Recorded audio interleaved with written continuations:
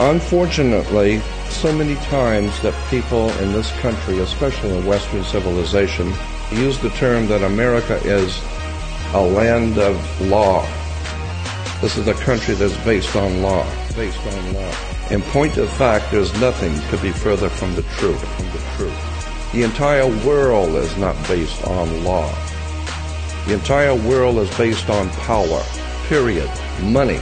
Political power is corrupted, and when you concentrate political power, it becomes very corrupt. What we have today in this country is something called consensus reality. Consensus reality is a word you need to think about.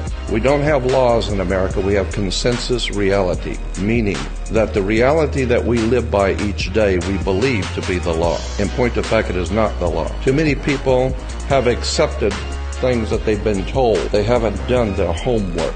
They don't read. Americans are one of the most illiterate people in the world. They don't read. The problem with America is that 99% of everything that we know isn't true.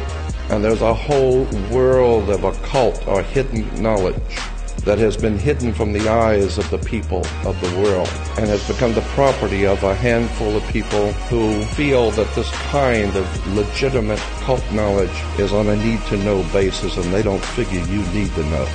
I would suggest that you think about the principle that if you have a 2-story building and you're going to put a lot of weight on the second floor, you're going to bring in big computers or printing presses or whatever, a smart thing to do, if you're wise, before you bring in any heavy weight, you might want to go downstairs, get a tall ladder, and hire someone who knows what they're doing and go up through the ceiling tiles and look at the foundation of the floor you're going to put this weight on to see if it's going to carry it. So what you have done, because of your intelligence, you're standing under the foundation you're going to build on. This is the concept of standing under to get understanding. If you don't understand the basis of the things you believe, you're going to be taught all kinds of things. You need to do your homework. You need to go back to the beginning of all things. And do not take anything for granted. Mr. Manly Hall once quipped, always trust a person looking for the truth. Don't ever trust the one who's found it. Because the universe is not only stranger than you imagine, stranger than you can imagine. One lecturer one time made a statement that stuck with me. He says, if you can discuss with a large audience something about God so that everyone can understand what you're saying, that would prove conclusively that you don't know anything. Because any God that your pea-brained, ignorant, ill-informed, unread intellect can understand cannot be that great power that has divinely ordained the universe. What you need to understand is we have no comprehension at all of the divine.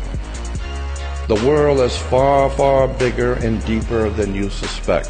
Our lineage as humans go back hundreds of thousands, and if Michael Kramer is right, perhaps even millions of years. We're discovering now civilizations that have existed for probably hundreds of thousands of years that we just were not privy to know about.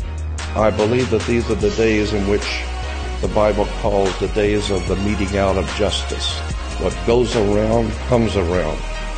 And it's a time in which the powers of the universe are going to enlighten mankind whether they're ready or not. Unfortunately, I don't think there are too many people in the world who are ready for the very near future that's coming.